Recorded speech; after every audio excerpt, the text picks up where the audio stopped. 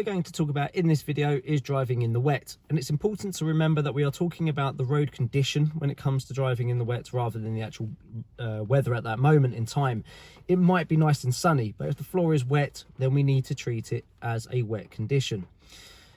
Now, there's a few things that we need to take into consideration before we even start to drive though. So the first thing is making sure that our lights are all in good working order, that they're nice and clean, so they're not being blocked by loads of dirt which stops your light output. We need to make sure that we have our windscreen wipers in good condition and that they're set at an appropriate speed. We don't want it so fast that it's making a squeaking noise, because that can damage the windscreen wiper blades and the wiper motor, which will cost you money in the long run. But we also don't want it too slow that we can't really see properly. Remember as well, driving at night when it's raining, it's really important that we get that windscreen wiper set at the correct speed, because the raindrops on the windscreen will diffract the light to a way that you won't be able to see what's going on properly. It's going to make a lot of glare, so we want to make sure that that's done correctly for the front and the rear window as well. The other thing is making sure that all of our windows are clear of steam or mist.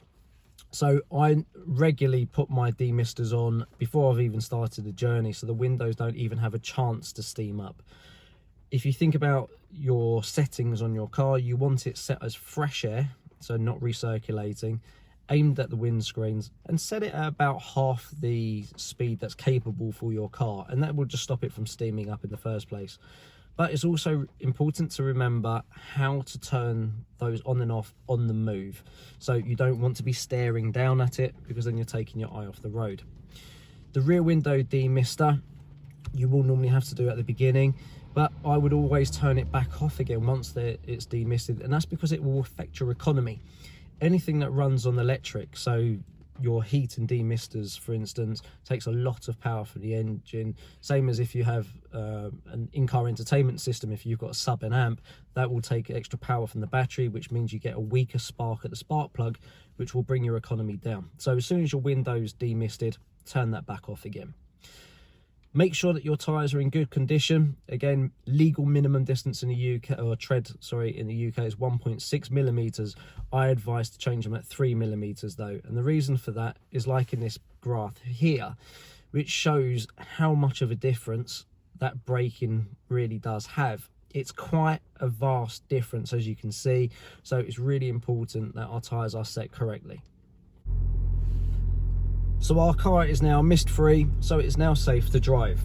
So again, make sure that you're taking into consideration other people's braking distances as well. So when coming out of a side street, for instance, don't be in a huge rush. If there's a car that's coming, just let them go. And same as on the driving test as well, the examiner's going to be less likely to mark you down for hesitation when the weather conditions are wet. So don't worry about rushing and trying to cut out in front of people. It's not worth the headache. So in this situation here, we need to think about where the cleanest part of the road is to drive in. We don't want to be driving through puddles, or if there's like a ridge in the road, we want to try to pull ourselves out of that. Now say for instance, there might be a puddle coming up here where this bus stop is. I don't want to be driving through that, because all I'm going to be doing is splashing pedestrians, and that is points and a fine if you do that. Under the Road Traffic Act, you have to drive with consideration for other road users, including pedestrians. So don't drive through puddles, always avoid them. The other thing as well is it can be quite dangerous. If you're driving through a puddle at high speed, you're going to be doing something called hydroplaning or aquaplaning, which is when your tyre produces a ramp of water in front of the tyre. Your wheel will now go up onto that surface of water and skip over the surface like a skipping stone. That now gives you no traction, and now means that you could be going into basically a slide. It's a very disconcerting feeling. You'll feel a really weird vibration going through the steering wheel. So again, try to avoid puddles. It can be extremely dangerous, and it is very likely that you could also have an accident. If you do see that you're having to go through a deep puddle like that, best thing to do is just to slow it down, try to avoid it if you can, but if you can't, just go through nice and slow. Remember as well, test your brakes after, and the reason for that is because your brakes work at their optimum ability when they're hot, not too hot, but when they're hot. Now as you drive through that puddle, that water is now going to chill those brakes down, making them less effective. So you want to get the temperature back in the brakes. The other thing that can happen on a rare occasion, but can still happen, if you've been really over braking through your journey, you get to your brakes to a point where they are glowing hot. What can happen as you drive through that puddle is you'll now give that brake disc thermal shock, shattering that brake, and then it won't work. So it's really important that you check your brakes are working after you've gone through that puddle.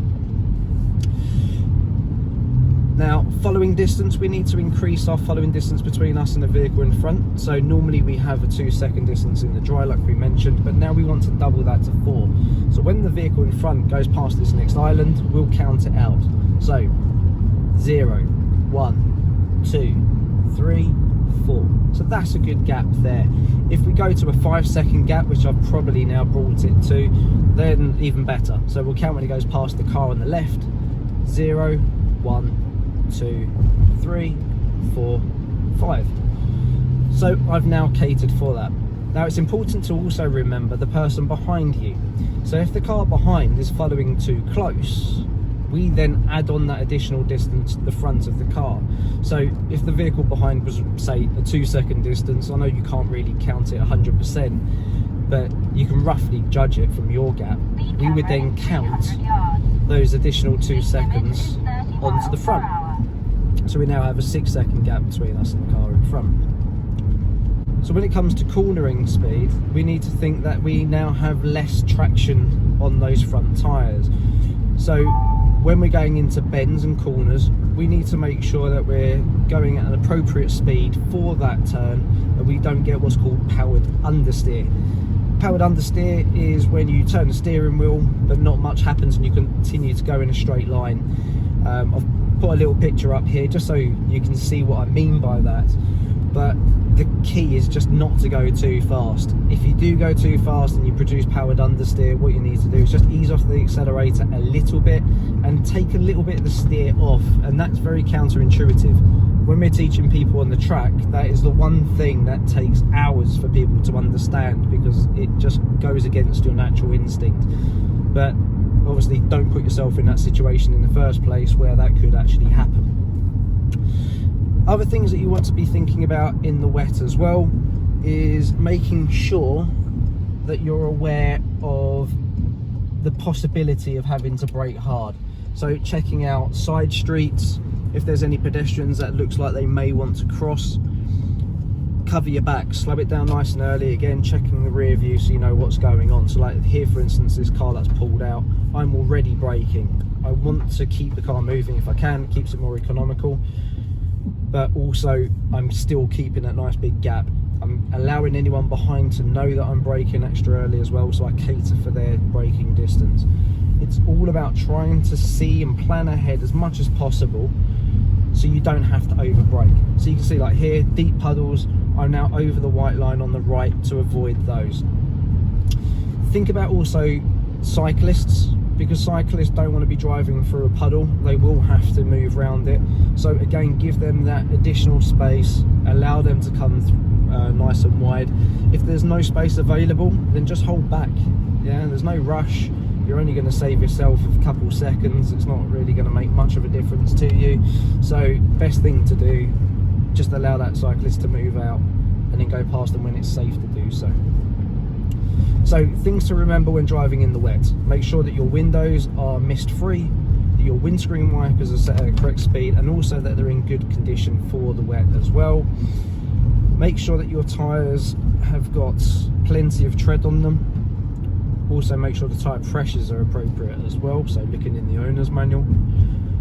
Doubling your distance to 4 seconds. Braking nice and early when it comes to situations. Making sure that you're going into bends a lot slower than normal. and take into consideration other drivers. So don't drive sort of quickly out of junctions. Sorry, that didn't make much sense there at all, but try not to come out of junctions when there's a car coming from the side. If the gap's too small, just allow them to go first, and be courteous. Don't take any unnecessary risks. Treat the rain with respect, and also think about, if it's been a very cold evening, there's that chance of ice as well. So I hope that video has helped, and I look forward to seeing you on the next video.